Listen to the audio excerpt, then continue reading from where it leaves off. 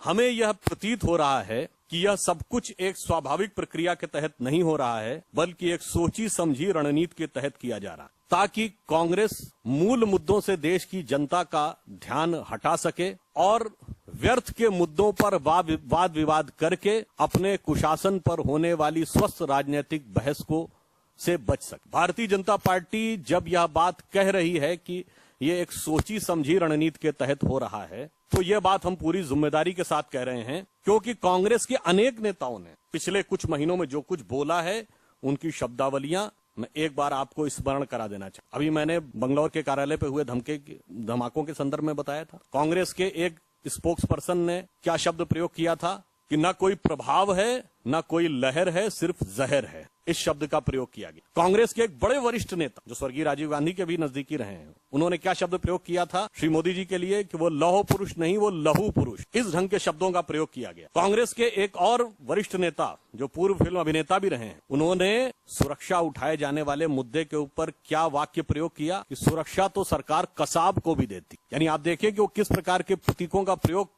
कांग्रेस के द्वारा उत्तरोत्तर किया गया है। किसी कांग्रेस के सांसद ने चूहे शब्द का प्रयोग किया तो किसी ने बिच्छू जैसे शब्दों का प्रयोग। कांग्रेस के ही प्रवक्ताओं ने यमराज से तुलना करने की बात। इसीलिए हम ये कह रहे हैं कि एक उदाहरण नहीं है, अब ये एक श्रृंखलाबद्ध तरीके से दिखाई पड़ता। तो वहीं कांग्रेस के एक वरिष्ठ नेता जो कांग्रेस के उपाध्यक्ष के बड़े नजदीकी माने जाते हैं, वो बोध गया के धमाके के बाद आनन फानन में बगैर इस बात का इंतजार किए हुए कि जांच का कोई निष्कर्ष आए, वो इशारा मोदी जी की तरफ करते। और इतना ही नहीं, वो वरिष्ठ नेता गत वर्ष मुंबई में जाकर एक ऐसी पुस्तक का अनावरण करते हैं जिसका शीर्षक होता है 26/11 वाज एन आरएसएस कॉन्स्पिरेसी। यानी मुंबई में 2008 के हुए दंगे राष्ट्रीय स्वयंसेवक संघ का षड्यंत्र था। इतनी निरर्थक, अनर्गल और हास्यास्पद विषयों के बारे में कांग्रेस के शीर्ष नेताओं का बोलना हमारी इस धारणा को पुष्ट करता है कि यह सब कुछ एक सोची समझी रणनीति के तहत चल रहा है।